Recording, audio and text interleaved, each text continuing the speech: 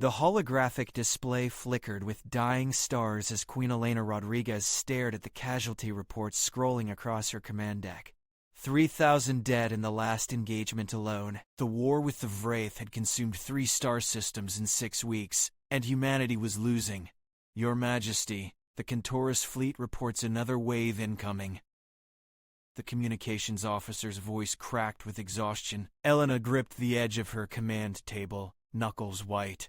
Outside the reinforced windows of the flagship Valiant, debris from shattered human vessels drifted past like mechanical snow. She had never wanted this. When humanity detected the first alien signals 18 months ago, she had assembled the finest diplomats, linguists, and scientists Earth could offer. The message she sent into the void had been carefully crafted, peaceful, hopeful. The response had been immediate and violent. Vreth warships had torn through the diplomatic convoy, leaving no survivors. The war began before humanity could even ask why. Weapons hot, General Lucas Bennett ordered from his station. All batteries target their command ship. Elena closed her eyes briefly, seeing the faces of the diplomats she had sent to die. Ambassador Chen, who had 3 daughters, Dr. Okonkwo, who had dedicated 40 years to xenolinguistics. All gone in the first 30 seconds of first contact. The Valiant shuddered as railgun fire punched through a Vreth destroyer. On the tactical display, enemy ships scattered in patterns that almost looked like panic, almost looked like terror. Elena had learned to ignore that impression. Monsters did not feel fear. Your Majesty, Doctor, Amara Cole stood at the entrance to the command deck, her dark skin pale with urgency. I need to speak with you, now. Elena glanced at the battle unfolding on the screens. Doctor, unless you have a weapon that can end this war, it will have to wait. I have something better. Amara's voice cut through the chaos with unexpected force. I have the truth. 5 minutes later, Elena sat in her private ready room while Amara connected a specialized audio device to the holographic projector. The sounds of battle were muted here, reduced to distant thunder.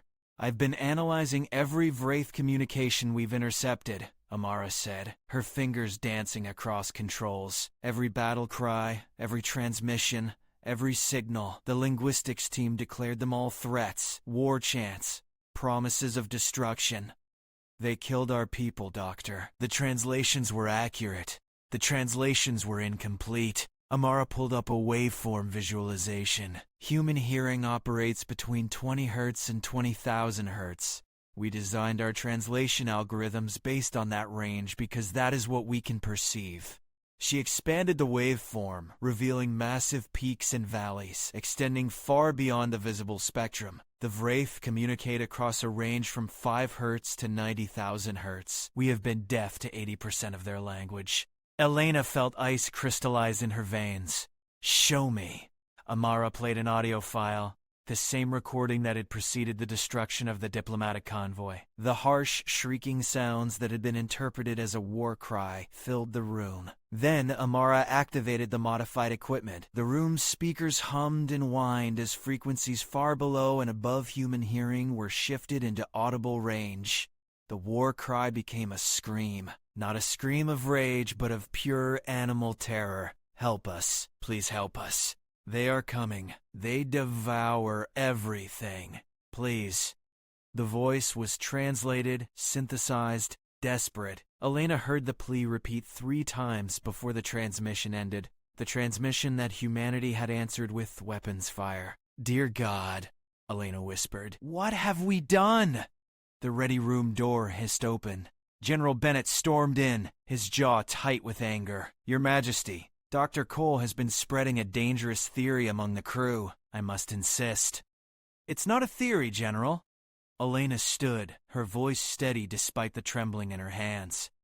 Play it again, Doctor, Amara complied. Bennett listened, his expression shifting from anger to confusion to dawning horror. They were calling for help, he said slowly. All this time they were asking for help, and we slaughtered them for it. Elena pulled up the tactical display showing the current positions of both fleets. The Vreth ships were in a defensive formation protecting something at their center, not a weapon. Civilian transports, thousands of them. They are refugees, General, running from something. And we have been hunting them across the stars. Bennett's face hardened. Your Majesty, even if this is true, they fired first. They killed our diplomats. Because our diplomats appeared in front of their fleeing convoy with no warning, broadcasting signals they could barely understand, in ships they had never seen. Amara's voice was sharp. Imagine you are running from death itself, and strange vessels appear in your path. What would you do? The question hung in the air like smoke. Elena made her decision. General, order all ships to cease fire. Immediately. Your Majesty, they will interpret that as weakness. They will destroy us. Then let them try. Elena's eyes blazed. I will not kill another refugee. Not one more. Broadcast this message on all frequencies, modified for their full hearing range. Tell them we understand. Tell them we are sorry. Tell them we want to help. Bennett hesitated for one long moment, then saluted. Yes, Your Majesty. The ceasefire order rippled through the human fleet. Weapons powered down. The Vreth, confused, slowed their assault, then stopped. For the first time in 6 weeks, the guns fell silent. Amara worked frantically, encoding Elena's message across the full spectrum of Vreth communication. The transmission went out. A desperate olive branch extended over an ocean of blood. The wait was agony. 30 seconds? 1 minute. 2. On the tactical display, the Vreth fleet held position, weapons still hot, still ready to resume the slaughter. Then a response came through. Amara's equipment translated it in real time. You can hear us now. Why could you not hear us before? Why did you kill our children? The voice was broken, shattered by grief. Elena felt that grief like a physical weight. We did not know, she transmitted back. We were deaf. We are sorry. We are so terribly sorry. You were calling for help. What are you running from? The response was immediate and filled with a terror that transcended species. The Devourers. They consumed our homeworld. They consumed 7 colonies. We are all that remains. 3 million souls. They are 3 days behind us. Elena looked at Amara, whose face had gone ashen. Devourers? Your Majesty, the communications officer called from the command deck. Long-range sensors are detecting a massive gravitic disturbance, bearing 027, distance 4 astronomical units, and closing fast. Elena rushed back to the command deck, General Bennett at her side. The sensor display showed something impossible. A cloud of objects, millions of them, each the size of a small ship, moving in perfect synchronization. The swarm extended for thousands of kilometers in every direction. What in God's name is that? Bennett breathed. The Vreth transmission came again. The Devourers. They have found us. They always find us. There is no escape. We tried to warn you. We tried to tell you to run. Elena watched the swarm approach on the sensors. Even at this distance, she could see its effect. Space itself seemed to darken where it passed. Stars winked out, their light consumed. How do we fight them? Elena transmitted to the Vreth. You do not. You die. We all die. We are sorry we brought them to your space. We had nowhere else to go. General Bennett was already running calculations. Your Majesty, that swarm will reach us in 40 minutes. If we engage full retreat now, we might make it to the Arcturus Gate. And abandon the Vreth transports? Elena shook her head. They cannot outrun that thing. Their engines are damaged. They are carrying civilians. Your Majesty, we cannot save them. We are barely holding our own fleet together. Elena looked at the tactical display. Human ships battered and depleted. Vreth ships, equally damaged, clustered protectively around those precious transports. 3 million souls who had been running for their lives, only to be attacked by the first species they encountered who might have helped them. Open a channel to the Vreth command ship, Elena ordered. Full spectrum. The view screen flickered, and for the first time, Elena saw them. The Vreth commander was tall, insectoid, with compound eyes that reflected the light in kaleidoscopic patterns. Delicate antennae twitched with emotion. The translator rendered the being's words with surprising clarity. Human Queen, I am Shiral. I led my people into your territory. I am responsible for this war. I accept whatever punishment you decree. Commander Chiral, I am Elena Rodriguez. I led my people to slaughter yours out of ignorance and fear. If anyone deserves punishment, it is me. She took a breath, but that can wait. Right now, we have a common enemy. Will you fight beside us? Chiral's antennae went rigid with surprise. You would fight for us? After everything? I would fight with you. Your enemy is now our enemy. Your fight is our fight. Elena glanced at the approaching swarm. Do you have any intelligence on Devourer weaknesses? They adapt to all energy weapons within seconds. Kinetic weapons are briefly effective until they adjust their shielding. They learn. They evolve. They consume. Chiral's translated voice carried absolute despair. We have tried everything. 17 worlds have tried everything. All consumed. General Bennett leaned close to Elena. Your Majesty, our energy weapons are more advanced than Vreth technology, but if what Chiral says is true, we will only last minutes longer than they did. An idea sparked in Elena's mind, dangerous and desperate. Missiles, railguns. How do they compare to Vreth technology? Bennett frowned.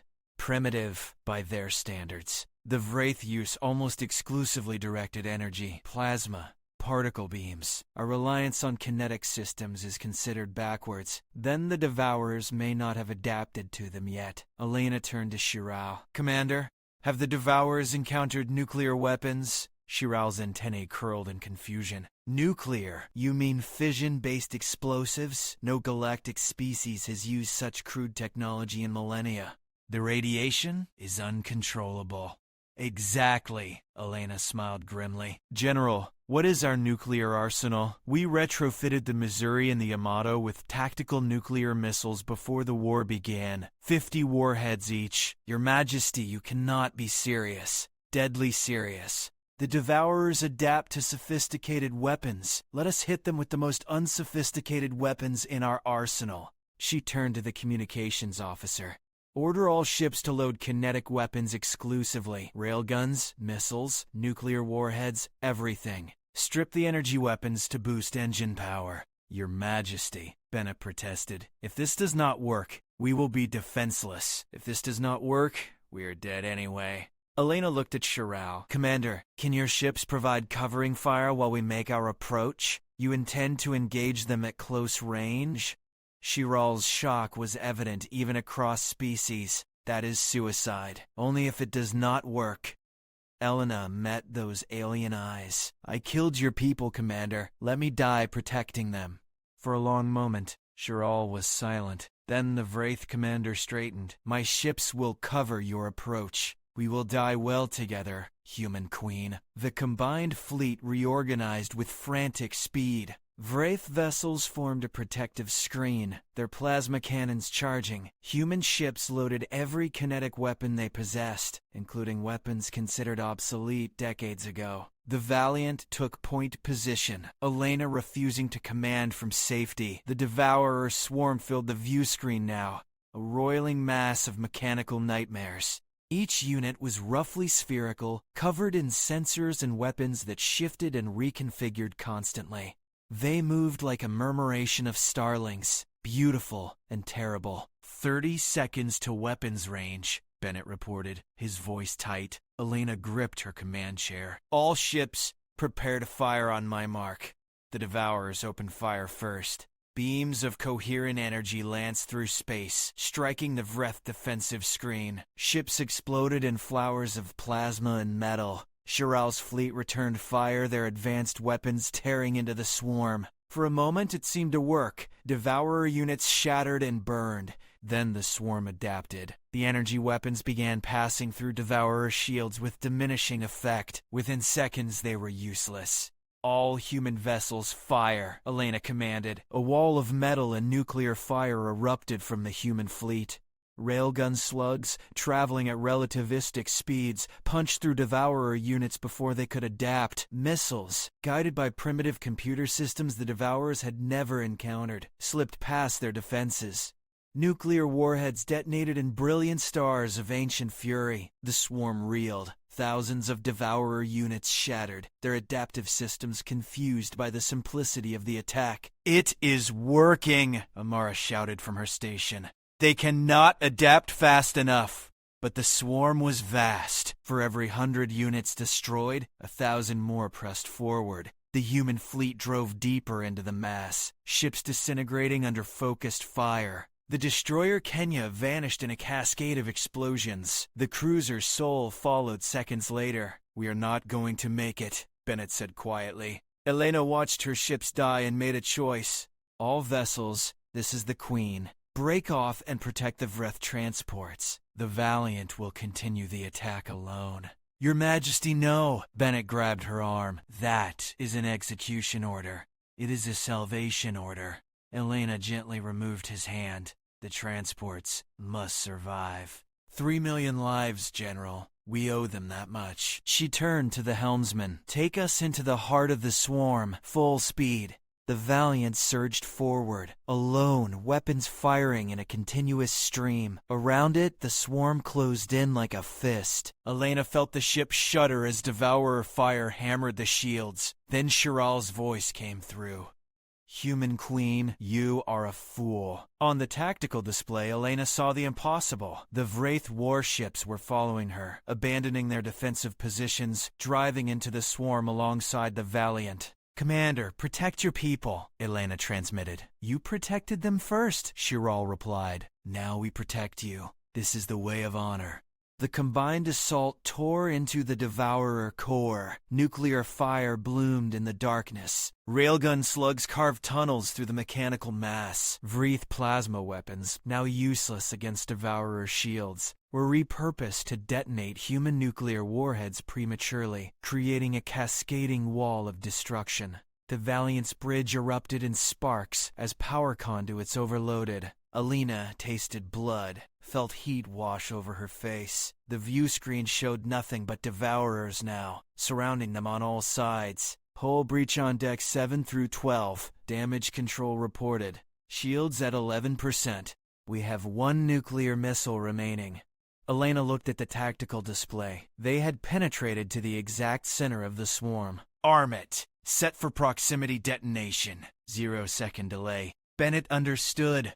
"Your Majesty, that will destroy us." "I know." Elena smiled at him. "It has been an honor, General." She opened the fleet-wide channel one last time. "All ships, retreat to minimum safe distance." "That is an order. We do not leave our Queen," the captain of the remaining human destroyer Washington transmitted. "We do not leave our sister warriors," Shiral added. Elena felt tears on her cheeks. "Then let us finish this together." Fire. The last nuclear warhead launched at point-blank range. 1 second of flight. The view screen went white. Elena did not remember the explosion. She remembered the silence that came after, the eerie quiet when the roaring stops. She opened her eyes to find herself lying on the deck of the command bridge, Amara kneeling beside her. "Status!" Elena croaked. "The core of the swarm is destroyed," Amara said, her voice thick with wonder. "The remaining units are scattering. We lost the Washington and 3 Vreth cruisers in the final detonation, but the Valiant survived. Barely." Elena pulled herself to her feet with Amara's help. Through the cracked view screen, she could see the aftermath. The Devourer swarm was broken, its units fleeing in disorder, and there, protected behind the devastation, the Vreth transports remained intact. "Casualties?" she asked Bennett, who was nursing a broken arm. 40% of our fleet, 60% of the Vreth military vessels." He looked at her with something like awe. "But the transports are safe, all of them." A transmission came through. Shiral appeared on the view screen, one of the commander's antennae broken, ichor leaking from a wound across the thorax. "Human Queen Elena, you fought like you were defending your own children." "They were not my children," Elena said softly. "But they were children. That is enough." Shiral was silent for a long moment. "First contact between our species was a tragedy born of misunderstanding. Let this be our second contact, born of shared sacrifice and mutual honor. Will you meet with me? In person?" Elena looked around her shattered bridge, at the crew members who had followed her into death and somehow found their way back. "I will, Commander." "Where? There is a tradition among my people. When 2 warriors have shed blood together, they meet among their dead to honor them." Shiral's image gestured to something off-screen. "There is a debris field between our fleets. The remains of those who gave everything. Meet me there, and let us begin again." An hour later, Elena floated in a small shuttle through the graveyard of ships. Pieces of human and Vreth vessels drifted in the void, monuments to the terrible cost of fear and ignorance. She wore a pressure suit, moving carefully through the debris until she saw another figure. Shiral was there, also in a suit designed for the Vreth form. They met in the shadow of a destroyed Vreth cruiser, surrounded by the silence of death. For a long moment, they simply looked at each other. Two leaders who had sent so many to die. Two species who had found each other in the worst possible way. Elena extended her hand, a human gesture of peace. Shiral reached out with a delicate, multi-jointed limb. They touched, there in the void, surrounded by the consequences of their choices. "I am sorry," Elena said, her voice transmitted through the suit radio. "For every life we took. For every family we destroyed. For being too deaf and too afraid to hear you crying for help. I am sorry," Shiral replied, "for bringing death to your space. For not trying harder to make ourselves understood. For assuming you were another enemy when you might have been our salvation." They stood together in silence, honoring the dead. Then Shiral spoke again. "The galaxy is vast and full of dangers we have not yet encountered. The Devourers will return with greater numbers. There will be other threats. Then we will face them together," Elena said, "if you will have us. The Vreth have a saying, 'The warrior who saves your children becomes your family.'" Shiral's antennae curled in what Elena had learned was their equivalent of a smile. "You are family now, human queen. Strange family. Deaf family who fights with primitive weapons and impossible courage, but family nonetheless." Elena laughed, the sound carrying through the radio. "And you are our family, even if you do speak in frequencies that give our scientists headaches." They made their way back to their respective shuttles, but before parting, Shiral turned back. "What will you tell your people about first contact?" Elena looked at the debris field. "At the cost of their misunderstanding, I will tell them the truth. That first contact was a disaster. That we were deaf when we should have listened. That we killed when we should have helped." She met Shiral's eyes. "But I will also tell them that humanity does not run from its mistakes.